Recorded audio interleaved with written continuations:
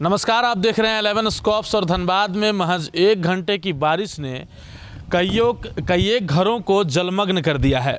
आप सामने सीधी तस्वीरें देख पा रहे होंगे 11 स्कॉप्स के माध्यम से। ये हाउसिंग कॉलोनी है, धनबाद का पॉश इलाका है।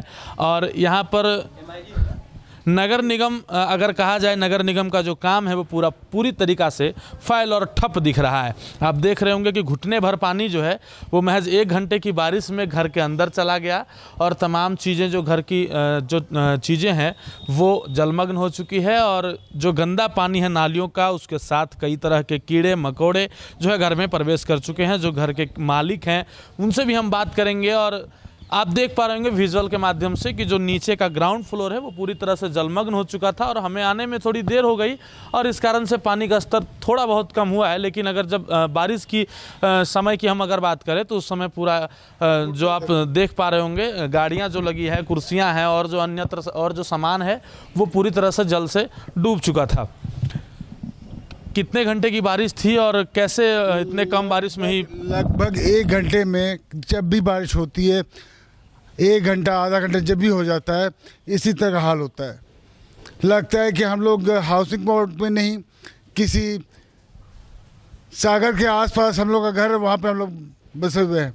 क्या मुख्य कारण है इसका? नली यहाँ का सही नहीं है। कचड़ा जिसकी कभी कोई सफाई नहीं होती है, ना नली का सफाई होता है, ना यहाँ का सामने कचड़ा का कभी सफाई नहीं होता है। तो हम लोग क्या कर सकते हैं? इसके लिए आप लोग बात किए थे नगर निगम से? उन लोग आते हैं लेकिन लोग यही बोलते हैं, हम लोग को जो बोला गया यहाँ तो सफाई भी नहीं होती है। जब हम लोग यहाँ के जो कर्मचारी होते हैं उन लोग को हम लोग बोलते हैं तो बोलते हैं हम लोग को बोला जाएगा तब हम लोग आएंगे, नहीं तो हम लोग कैसे आएंगे?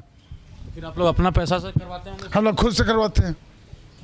हाउसिंग कॉलोनी का ये जो गली आप देख रहे हैं, सड़क आप देख रहे हैं, ये सड़क पूरी तरह से जल से भर चुका था और किनारे किनारे जो कचरा है वो पानी के साथ घर में घुस जाता है। जब भी 1 घंटे की आधे घंटे की अगर बारिश हो और महज आधे घंटे 1 घंटे की बारिश जो है वो पूरे कचरे को उठाकर घर में सरोबार कर देता है, सराबोर कर देता है। आप देख पा रहे होंगे कि जो घर के मालिक हैं, जो महिलाएं हैं, वो काफ़ी परेशान हैं और खुद से नगर निगम की तरफ से कोई भी इन्हें जो है सुविधा नहीं दी जा रही है। और जो खुद से लोग बुला करके और इसको साफ सफाई करवा रहे हैं। जो गाड़ियां हैं, गाड़ियां तक डूबी हुई है। महिलाएं जो हैं देख पा रहे होंगे कि कैसे परेशान है पानी को लेकर के। अंकल, जो है नगर निगम की तरफ से क्या सुविधाएँ दी गई? फिर नहीं, कोई सुविधा नहीं है नगर निगम का। खाली इन लोगों को पैसा चाहिए, ये लोगों को टैक्स चाहिए और ये चाहिए, और बाकी कोई सुविधा नहीं है। पूरा नल्ला एकदम, यहाँ गर्भ ग्राउंड का पूरा पानी इसी नल्ला में आता है। पूरा गर्भ ग्राउंड का बड़ा हिस्सा बना दिया है ये लोग और उसका पूरा गर्भ का पानी इसी में, इसी नल्ला। और नल्ला एकदम छोटा पतला नल्ला है जो 10 साल 15 साल पहले बना हुआ है। तो आप लोग खुद से साफ करवाते होंगे? हाँ, खुद से ही करवा रहे हैं हम लोग। हाँ, अभी तो देख पा रहे होंगे कि जो नीचे का ग्राउंड फ्लोर है वो पूरी तरह से पानी से डूब चुका है। सोफ़ा जो रखा हुआ है, सोफ़े के ऊपर सामान रखा है, चूँकि सोफ़ा के नीचे जो है पूरा पानी का स्तर बढ़ा हुआ है। ऐसे में जो कीमती चीज़ें हैं, जो खाने पीने की जो पदार्थ है, वो भी पानी में ख़राब हो जाता है और लोगों को कहीं ना कहीं समस्याओं का सामना तो करना पड़ता है। ऊपर फ्लोर की अगर बात करें तो जो ऊपर फ्लोर में है वो बचे हुए हैं, लेकिन ग्राउंड फ्लोर की स्थिति बहुत ही दयनीय है। हाउसिंग कॉलोनी का ये MIG 20 सेक्टर है और 91 से 98 तक जितने भी यहाँ पर जो आप मकान दिख पा रहा होगा आपको, वो सारा का सारा जलमग्न हो चुका है। लोग अपने तरीके से कई ऐसे जुगाड़ भी लगाए हैं जिससे घरों में पानी ना घुसे, लेकिन किसी भी तरह से नगर निगम की ओर से कोई सहायता नहीं मिल पा रही है। दीदी, क्या प्रॉब्लम हुआ, कैसे पानी घुस जा रहा है? नाला साफ नहीं होता है और जो बना भी है तो रोड भी नीचा है, वहाँ पानी जमता है तो वो अंदर आ जाता है, अंदर से पानी फेंकने लगता है, अंदर घर में घुस जाता है पानी। तो मान लीजिए कि बरसात के दिन में आप लोगों को तो अब आदत बन चुका होगा इस तरह से? बहुत 10 बार घुस जाता है पानी। जब भी आधा घंटा बारिश हो गई तेज तो फिर घर में आना ही है पानी। इसका शिकायत किए हैं?